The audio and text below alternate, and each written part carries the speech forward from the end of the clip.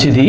ప్రియమైన దేవుని సంఘమా, యేసుక్రీస్తు ప్రభువారి యొక్క రక్తములో కడగబడి సంఘముగా చేర్చబడి పరలోకపు ఆత్మీయ ప్రయాణానికి సిద్ధపడిన ప్రతి ఒక్కరికి కూడా మన రక్షకుడైన దేవుని కుమారుడైన యేసుక్రీస్తు ప్రభువారి యొక్క ఉన్నతమైన అత్యున్నతమైన నామమును బట్టి మీ అందరికీ నా ప్రత్యేకమైన శుభములు వందనాలు తెలియజేస్తున్నాను. మరి ఇటు విధమైన అవకాశమును దేవుడు మనకు అనుగ్రహించిన ఈ ధన్యతను బట్టి మీ పక్షముగా అలాగే నా పక్షముగా కూడా మన తండ్రి అయిన దేవాతి దేవునికి క్రీస్తు పేర కృతజ్ఞతాస్తుతులు చెల్లిస్తున్నాను. ప్రియులారా, మంచిది. మరొక భాగంలో మీతో కలిసి మాట్లాడుటకు, దేవుని యొక్క విలువైన సంగతులు పంచుకుంటకు నాకు ఇచ్చిన ఈ గొప్ప అవకాశమును బట్టి దేవునికి ఎంతైనా మీరు నేను కూడా చాలా రుణస్థులం. ప్రియులారా, అయితే మనం ఒక 4 భాగాల నుంచి ఒక అంశాన్ని ధ్యానం చేస్తూ వస్తున్నాం. మనిషి మరణం తరువాత ఏం జరుగుతుంది అన్న సంగతిని ఆలోచన చేస్తున్నాం. ఎందుకు ఈ అంశాన్ని నేను ప్రారంభించడం జరిగింది అంటే, కనీసం యేసుక్రీస్తు ప్రభువారి గురించి తెలియని వారు సైతం, ఒకవేళ ఆయన గురించి తెలియకపోయినా అసలు నీతిగా, యథార్థంగా, పరిశుద్ధంగా, ఎటువంటి భయభక్తులు లేకుండా బ్రతికి భూమి మీద చనిపోయిన వారిని సహితం అందరూ పరలోక రాజ్యమే వెళ్ళిపోతున్నారు అని లోకం ప్రచురపరచడం వల్ల అనేకల విశ్వాసులు కూడా బలహీనపడే పరిస్థితులు ఉన్నాయి. కనుక వారు కూడా జారిపోయి ఒక అపార్థం అయ్యే మార్గంలో వెళ్ళిపోతారు. కనుక వాళ్ళనైనా కొందరినైనా నా మట్టుకు నేను రక్షించుకుందాం అన్న ఆలోచనతో ఈ అంశమును మీ ఎదుట పెట్టాలని నేనెంతో ప్రయత్నం చేస్తున్నాను. ప్రియులారా, అంటే ఎలాగైనా రక్షించుకోవాలి. ఈ రక్షణ సువార్త గనుక ఈ రక్షణ సువార్త ద్వారా అనేకులను దేవుని చెంతకి చేర్చి వల్ల వాళ్ళని బలపరచడంలో ఎంతో దోహదపడుతుంది. కనుక ఈ కార్యక్రమను ఇటు విధముగా ప్రారంభించడం జరిగింది. ప్రియులారా, అయితే మరి మిగతా మరొక అంశంలోనికి మనం ఆ యొక్క భాగాన్ని కంటిన్యూ చేసుకుందాం. చిన్న ప్రార్థన చేసుకుని మన ముందుకి ప్రయాణం చేద్దాం. మనిషి మరణం తర్వాత ఏం జరుగుతుంది? మనిషి మరణించిన తర్వాత ఇప్పటి వరకు మరణించిన నీతిమంతులు ఎక్కడికి వెళ్ళారో చూసాం. ఎవరు పరలోకం వెళ్ళలేదని లేఖనానుసారంగా మనం ధ్యానం చేసాం. అయితే మరి ఎక్కడికి వెళ్ళారు అన్న అంశాన్ని కూడా మనం ధ్యానం చేసాం గడిచిన భాగాల్లో. ఎక్కడికి వెళ్ళారంటే, పాతాళ లోకములో అందలి 3 ప్రాంతాలు. ఒకటి నెమ్మది కలిగి ప్రాంతం, రెండోది వేదనకర ప్రాంతం, మధ్యలో మహా అగాధం ఉంది.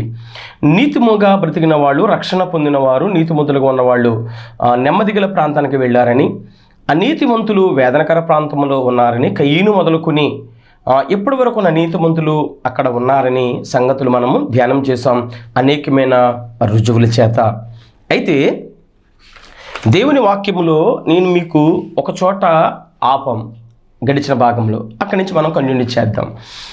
ధనవంతుడు లాజరు అన్న సందర్భాన్ని మనం ఆలోచన చేస్తూ, ధనవంతుడు వేదనకర ప్రాంతానికి వెళ్ళాడు, చనిపోయి. లాజరు గారు నెమ్మది గల ప్రాంతంలో ఉన్నారు, అబ్రహాము రొమ్మున అనుకున్నారు. అయితే ధనవంతుడు వేదనకర ప్రాంతం నుంచి 2 అభ్యర్థనలు పెట్టాడు.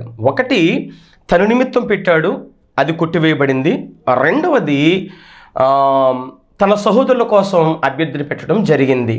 అయితే ఆ అభ్యర్థన పెట్టినప్పుడు అబ్రహాము గారు అన్నారు, కుదరదు, బ్రతికున్న వారికి చెబుతాడు, వాళ్ళప్పుడు నమ్మాలి అని మనం చదువుకున్నాం.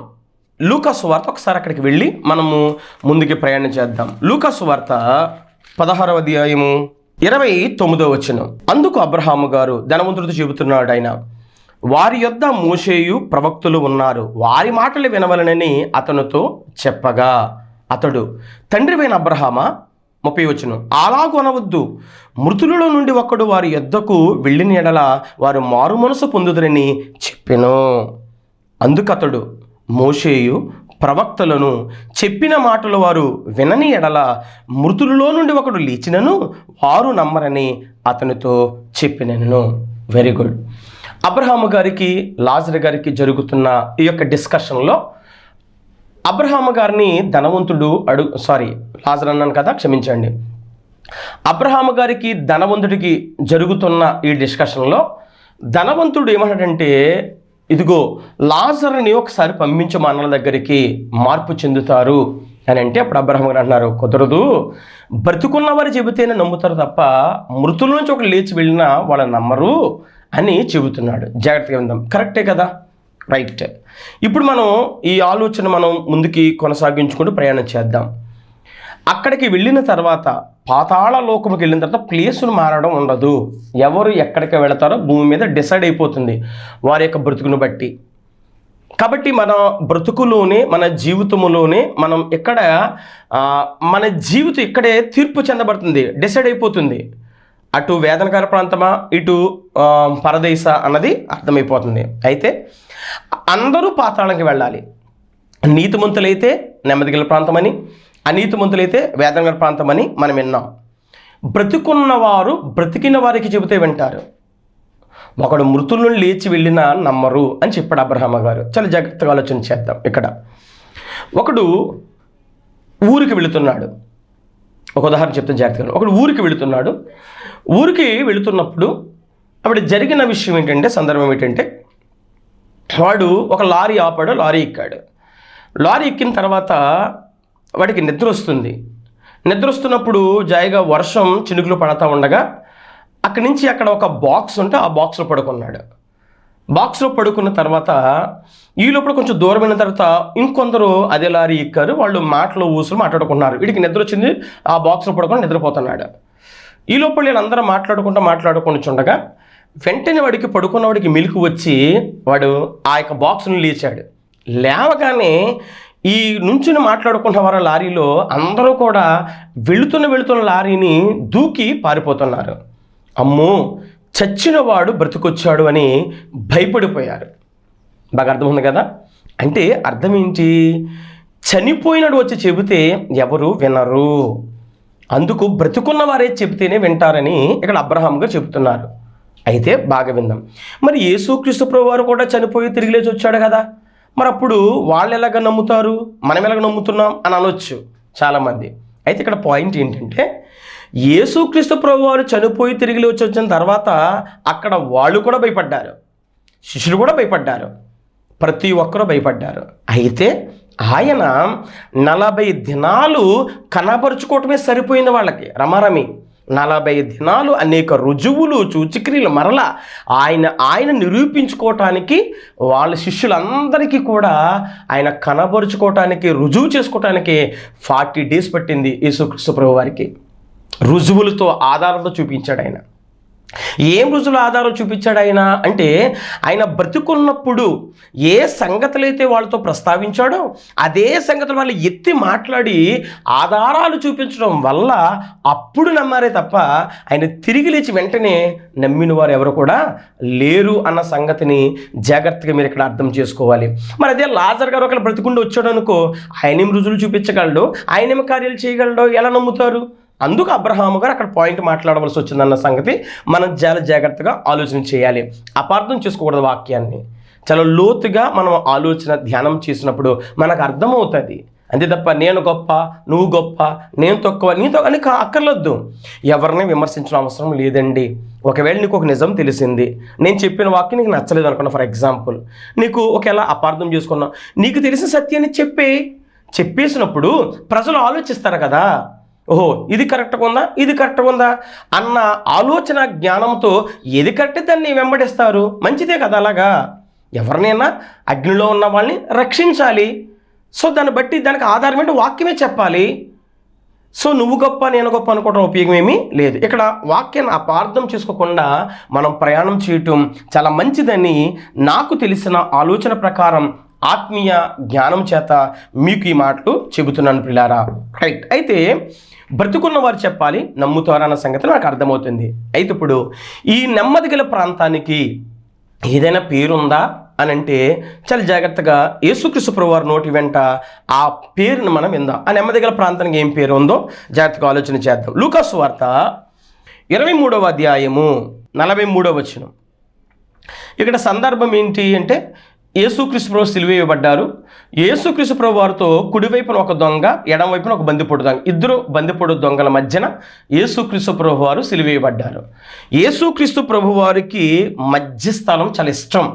మధ్యన ఇద్దరు ముగ్గురు కూడి నా నామాన్ని ఎక్కడైతే స్మరిస్తారో వారి మధ్యన ఉంటానన్నాడు ఆయన. పుట్టింది కూడా మధ్య ధర ప్రాంతంలోనే పుట్టాడు ఆయన. చూసారా, ఆయన సిలువ వేయబడింది కూడా మధ్యలోనే. తర్వాత ఆయన యెరూషలేం, అది భూమధ్య రేఖ మధ్యలో ఉంది యెరూషలేం.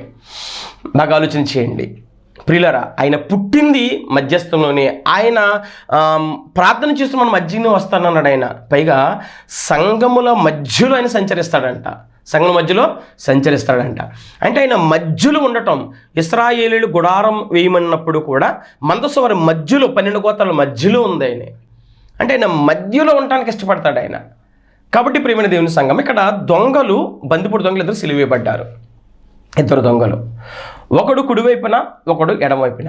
అయితే అది సందర్భం. అప్పుడు ఒక దొంగ యేసుక్రీస్తు ప్రభు వారిని విమర్శిస్తున్నాడు. మరొక దొంగ యేసుక్రీస్తు ప్రభు వారి పక్కన ఒక పాజిటివ్ వేలో ఉన్నాడు అతను.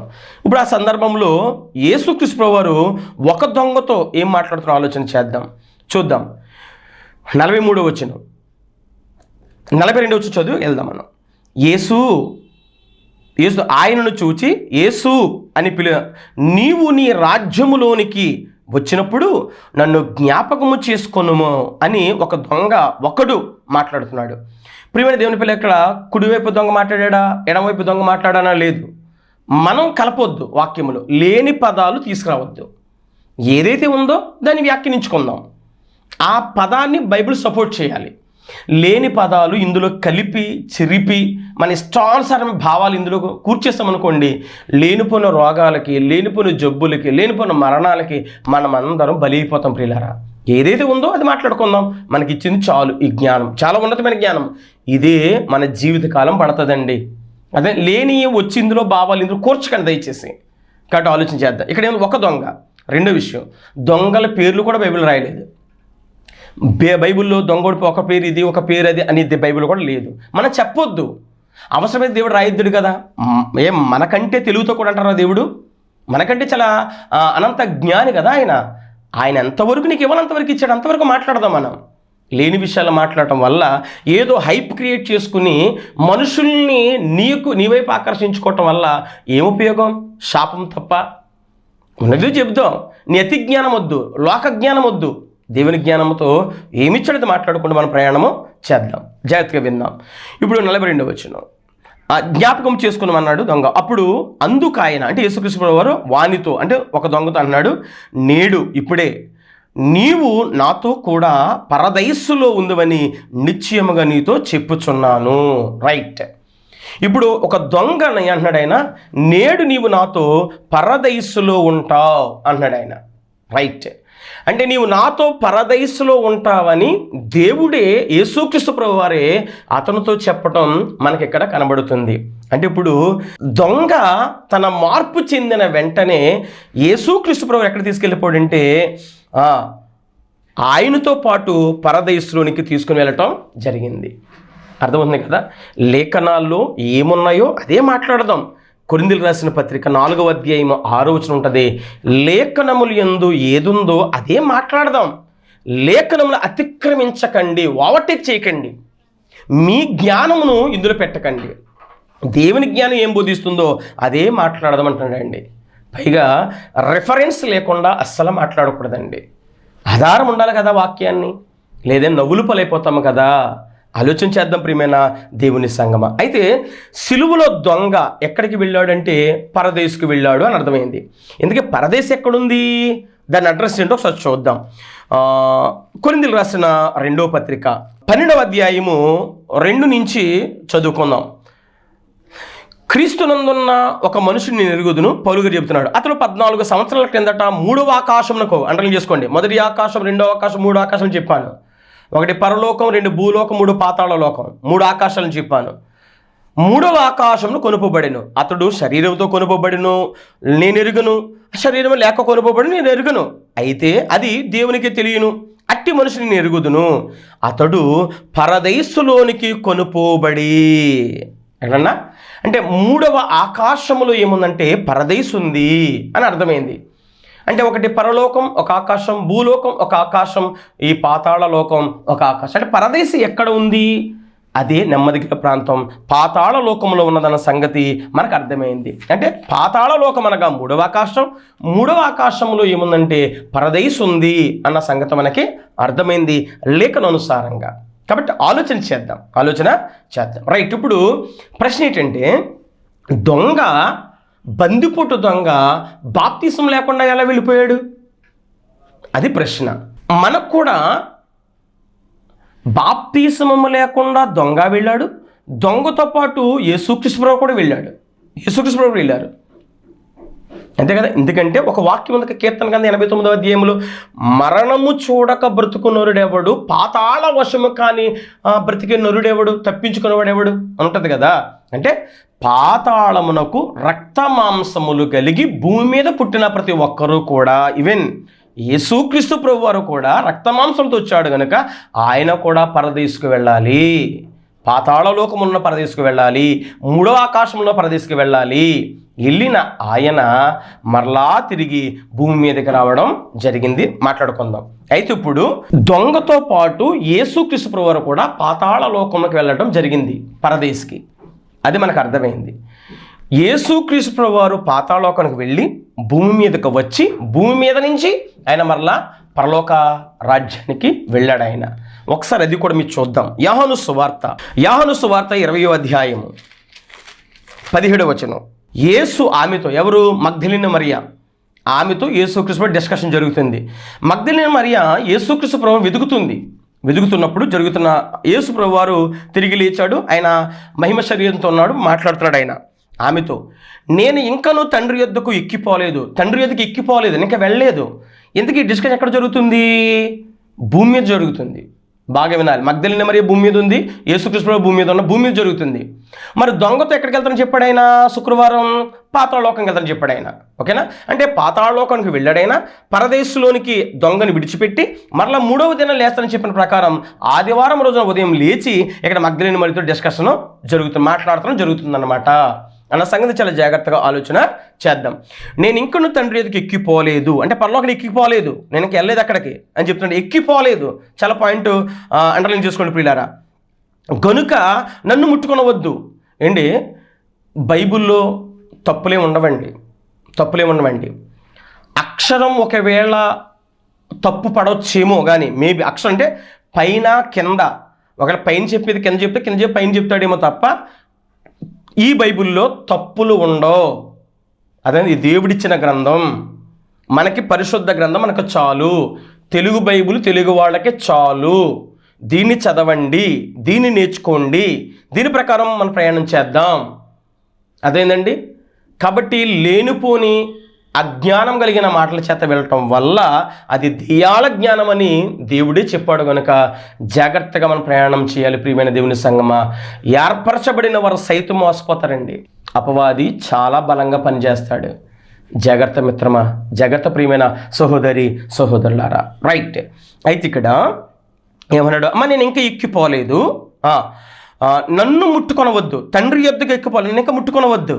అయితే నా సహోదరు యొద్దకు వెళ్ళి నా తండ్రియు మీ తండ్రియు, నా దేవుడును మీ దేవుడునైనా వాని యొద్దకు ఎక్కిపోవచ్చున్నానని వారితో చెప్పమని. నా దేవుడు తండ్రి మీకు దేవుడే, ఆయన యొద్దకు నేను ఎక్కిపోవచ్చున్నానని చెప్పిన. మగ్దలిన మరియ వచ్చి, నేను ప్రభువును చూచి తిని ఆయన నాతో ఈ మాటలు చెప్పినని శిష్యులకు తెలియజేసాను. ఉదయం తెల్లవారుజామున మరియ గారు కనబడ్డారు. అక్కడి నుంచి తండ్రి దగ్గరికి వెళ్ళాడు, ఆయన మహింపరచబడ్డాడు, కనబరచుకొని మరలా సాయంత్రం శిష్యుల యొద్దకు రావడం జరిగింది. అదే రోజు బాగా అర్థమవుతుంది కదా. అప్పుడు వచ్చిన 40 దినాలు వాళ్ళ కనబరుచుకోవటం జరిగింది. అంటే పరలోకం నుంచి యేసుక్రీస్తు ప్రభు భూమి మీదకి వచ్చారు. భూమి మీద నుంచి చనిపోయిన తర్వాత పాతాళ లోకానికి వెళ్ళారు, పరదేశులకి. పరదేశ లోకం మరలా భూమి మీదకి వచ్చారు. భూమి మీద నుంచి మరలా పరలోక రాజ్యము వెళ్ళారు. ఎవరైనా ఇదే ప్రయాణం అండి. ఎవరైనా ఇలాగే ప్రయాణం చేయాలి.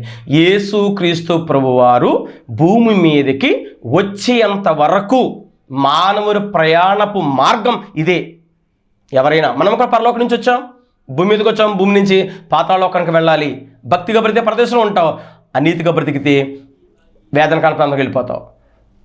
లేపబడిన తర్వాత యేసుక్రీస్తు ప్రభువారు వచ్చిన తర్వాత పాతాళలోకం నుంచి భూమి మీదకి వస్తాం, భూమి మీద నుంచి పరలోక రాజ్యానికి వెళ్ళిపోతాం. నీతిమంతులైతే, దుర్మార్గులైతే ఆ పాతాళ లోకంలో ఉన్న వేదనకర ప్రాంతంలో నుంచి ఆ మహాగాధములో నరకములో పడవేయబడతారు. ఇది ప్రయాణం ప్రియులారా. అయితే మరి ఏం ప్రశ్న ఇక్కడ, దొంగ ఎలా పరలోక రాజ్యం ఎలా పరదేశకు వెళ్ళిపోయాడు ఆయన? మరి బాప్తీసు పొందలేదు కదా అన్న ఆలోచన మనం ఆలోచిస్తున్నాం. ఒకసారి చూద్దాం. బైబిల్లో 3 చట్టాలు, మోస్ట్లీ 3 చట్టాలు ఉన్నాయి. 1 పితరుల చట్టం ఉంది, 2 ధర్మశాస్త్ర చట్టం ఉంది, 3 కొత్త నిబంధన చట్టం ఉంది. పితరుల చట్టం ఎక్కడి నుంచి అంటే ఆదాము మొదలుకుని మోషే గారి వరకు పితరుల చట్టం.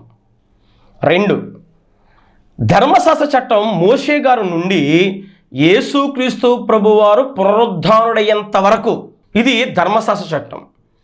యేసుక్రీస్తు పునరుద్ధానుడైన తర్వాత నుంచి కొత్త నిబంధన చట్టం యేసుక్రీస్తు రెండో రాకడ వచ్చేంత వరకు ఏ చట్టము క్రింద ఉన్న వారికి ఆ చట్ట ప్రకారమే తీర్పు తీర్చబడుతుంది.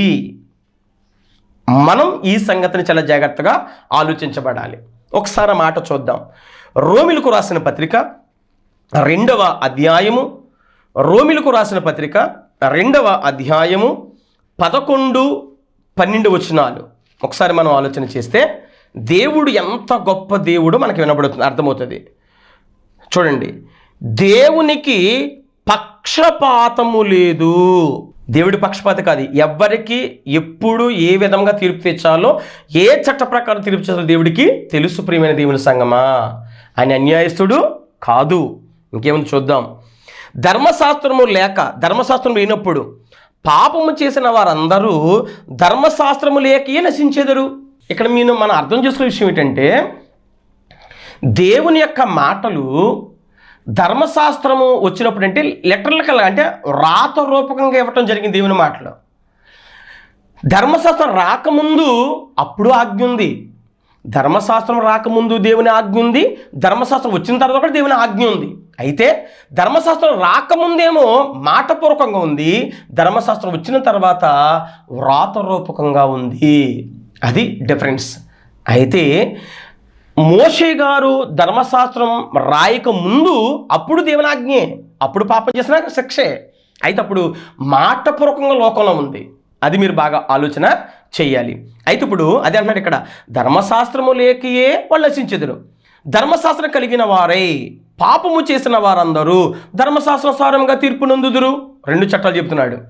ధర్మశాస్త్రం వినువారు దేవుని దృష్టికి నీతిమంతులు కారు, కానీ ధర్మశాస్త్రం అనుసరించి ప్రవర్తించేవారే నీతిమంతులకు ఎంచబడతారు. ఒకవేళ ధర్మశాస్త్రం విన్నారు, దేవుని మాటలు విన్నారు, అంత మాత్రం నీతిమంతులేం కాదు. పాటించాలి. పాటించిన వాడు కదా నీతిమంతుడు అవుతాడు. దాన్ని ఎరగాలి కదా, గైకొనాలి కదా, దాని సారం తెలియాలి కదా, వాళ్ళు నీతిమంతులకు ఎంచబడతారు తప్ప ధర్మశాస్త్రం వినంత మాత్రం ధర్మసమ కలిగింది, మాకు బైబిల్ కలిగింది, మేము పరలోకానికి వెళ్ళిపోతాం అంటే కుదరదు. చదవాలి, దాన్ని ధ్యానం చేయాలి, అవపాసన పట్టాలి, దాన్ని పట్ల ప్రవర్తించాలి. నడిచిన వారి కదా పరలోక రాజ్యం వస్తుంది అని చెప్తున్నాడు. ఇక్కడ చూడండి, చట్టాలు ఎలా చెబుతున్నాడు ఆయన. ధర్మశాస్త్రము ఇక్కడ చాలా ఎంత బాగా మాట్లాడు చూడండి. ధర్మశాస్త్రము లేని అన్యజనులు అన్నాడండి. ఎంత న్యాయవంతుడు చూడండి దేవుడు ఇక్కడ, ఎంత గొప్ప దేవుడు చూడండి ఇక్కడ, ఎంత ఉన్నతమైన దేవుడు. ధర్మశాస్త్రం లేకుండా ఉన్నాడు అన్యజనులు. మరి నిజమే, ధర్మశాస్త్రం ఎవరికి ఇవ్వబడింది? ఇశ్రాయేలుకి ఇవ్వబడింది. మరి ధర్మశాస్త్రం లేక అన్యజనులు ఉన్నారు కదా, మరి వాళ్ళకి దేవుని మాట ఎలాగ అర్థమవుతుంది? ఎలాగంటే ధర్మశాస్త్రం ఉంది, వీళ్ళు దేవుని వాక్యం వింటున్నారు, మార్పు చెందుతాడు అనుకుందాం ఫర్ ఎగ్జాంపుల్.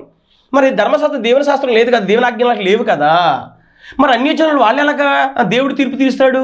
ఒకవేళ అన్యజనులు కూడా వాళ్ళకి దేవుని మాట వాళ్ళకి ఇవ్వకుండా వాళ్ళు నశించిపోతే వాళ్ళని దేవుడు నరకానికి తీసుకెళ్ళకూడదు. ఇశ్రాయేలుకి ధర్మశాస్త్రం చట్టం న్యాయం ఇచ్చాడు కాబట్టి మీరు ఇలా ప్రవర్తించని చెప్పాడు కాబట్టి వాళ్ళు నడవకపోతే అప్పుడు శిక్ష వేయొచ్చు వాళ్ళకి.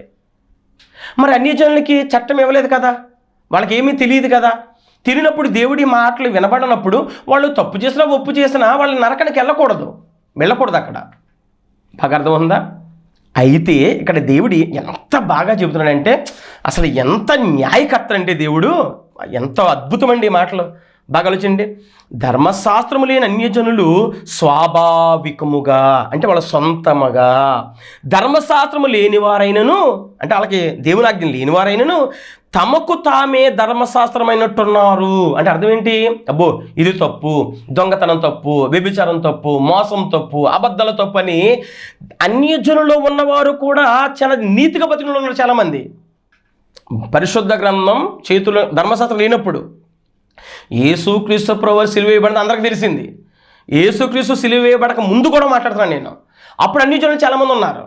అందులో అన్యజనులు కొందరు దేవుని ఎరగని వారు ఉంటే, కానీ వారికి వారే ఇది కరెక్ట్ కాదు, ఇది సరైన మాటలు కాదు, ఇవి సరైన ప్రవర్తన కాదని వాళ్ళ మట్టుకు వాళ్ళే దేవుడు ఒక ఆయన ఉన్నాడు, మనం నీతిగా బ్రతకాలి అని తమంతట తామే ధర్మశాస్త్రమైన ఒకలా బ్రతికితే అట్టి వారి మనస్సాక్షి కూడా సాక్ష్యమిచ్చుచుండగను వారి తలంపులు ఒకదాని మీద ఒకటి తప్పు మోపుచు లేక తప్పు లేదని చెప్పుచుండగను ధర్మశాస్త్ర సారము తమ హృదయములందు వ్రాయబడినట్టు చూపుచున్నారు వాళ్ళు. ఓహో, దేవుని మాట వాళ్ళు వినకపోయినా ఓ దేవుని మాట ఉంది, దేవుడికి భయపడాలి, ఒక దేవుడు అంటే ఎవరు ఉన్నారు అని వాళ్ళ మట్టుకు వాళ్ళు ఏ తప్పు చేయకుండా బ్రతికిన అన్యజనులను కూడా నేను వాళ్ళకి పరదేశిస్తాను అంటున్నాడండి. ఎంత గొప్ప దేవుడండి అయినా. దేవుడు చూడండి, నా సువార్త ప్రకారం యేసుక్రీస్తు ద్వారా మనుషుల రహస్యమును విమర్శించు దినమందు ఇలాగూ జరుగును. తీర్పు రోజు ఇలా చేస్తాడంట ఆయన, డిసైడ్ చేస్తాడంట జడ్జ్మెంట్ డే రోజున. అర్థమైన మాటలు బాగా చదవండి ఈ వచనాల్ని, చాలా గొప్ప విషయాలు అర్థమవుతాయి. మనకి ఎప్పుడైనా డౌట్ రాలేదేమో. ఒకవేళ మనమైతే యేసుక్రీస్తు నమ్ముతున్నాం, దేవుడి కోసం తెలుస్తుంది, ఇశ్రాయేలు ధర్మశాస్త్రం కోసం తెలిసింది, ఓన్లీ ఇశ్రాయేలు ప్రజలకే దేవుడు అలాగ ఎందుకు ఇచ్చాడు? మరి మిగతా చాలా మంది జనాలు ఉన్నారు కదా, మరి వాళ్ళ పరిస్థితి ఏంటి ప్రపంచంలో? మరి వాళ్ళు కూడా నీతిగా యథార్థంగా పరిశుభ్రంగా బ్రతుకుంటారు, అందరూ దుర్మార్గంగా బ్రతుకుంటారు కదా. మరి వాళ్ళకి దేవుడి మాటలు చెప్పకుండా వాళ్ళ నరకానికి పంపిస్తే దేవుడు అన్యాయస్తులు అవుతాడు కదా, పక్షపాత అయిపోతాడు కదా అన్న మాటలకి పౌలు గారు ఒక కంక్లూజింగ్ ఇస్తున్నాడు. అబ్బే, అన్యజనుల్లో కూడా యథార్థంగా బ్రతుకుని ఉంటారు, ఎటువంటి దుర్మార్గ కార్యక్రమాలు దుర్మార్గ ఆలోచనలు లేకుండా దేవుడని ఒక ఆయన ఉన్నాడు, భగవంతుడు ఒక ఆయన ఉన్నాడు, మనం యథార్థంగా బ్రతకాలి, నీతిగా బ్రతకాలి, జాగ్రత్తగా బ్రతకాలని ఎవరైతే జాగ్రత్తగా బ్రతుకుతారో, కనిపించని దేవుడిని ఎవరైతే వాళ్ళు నమ్ముతారో వాళ్ళకు కూడా దేవుడు పరదేశంలోనికి అనుమతిస్తానని, జడ్జిమెంట్ రోజున జడ్జిమెంట్ ఇస్తాడని దేవుడు ఇక్కడ చెప్పటం జరుగుతుంది. ఇప్పుడు బాగా విందా. అయితే ధర్మశాస్త్రం వచ్చింది. ధర్మశాస్త్రం వచ్చిన తర్వాత ధర్మశాస్త్రాన్ని ఎవరు కూడా పాటించలేదు, ఎవరు కూడా పాటించలేకపోయారు. అయితే మరి దొంగ ఎలాగెళ్ళాడు పరలోక రాజ్యానికి, పరదేశకి ఎలాగెళ్ళాడు అన్న ఆలోచన వచ్చే భాగంలో ఆలోచన చేద్దాం. ప్రార్థన చేసుకుందాం. తలలు ఉంచండి, కళ్ళు మూయండి. పరిశుద్ధుడా కన్న తండ్రి స్తోత్రాలు, చాలా విలువైన మాటలు అందించావు నాయనా, గొప్ప మాటలు అందించావు ప్రభువా. నీ పిల్లలు విని బాగుపడి పరలోక రాజ్యాన్ని వైపు చేరటానికి సహాయం చేయండి. నేను గందరగోళపరుచుని పిల్లలు ఉన్నారు నాయన, మంచి నెమ్మది కలిగిన మనసును బిడ్డలకి ఇచ్చి ఆలోచించగలిగిన కృపను చూపమని క్రీస్తునామని అడుగుచున్నాను కన్న తండ్రి, ఆమేన్. మన తండ్రిని దేవుని ప్రేమ, కుమారుడిని యేసుక్రీస్తు కృప, పరిశుద్ధాత్మక అన్యోన్య సహవాస సమాధానం ఇప్పుడు ఎల్లప్పుడు సదాకాలం సకల పరిశుద్ధులు కొని మనకు తోడుగుండును గాక, ఆమేన్. అందరికీ వందనాలు పిల్లారా, జాగ్రత్త సమాధానంగా ఉండండి.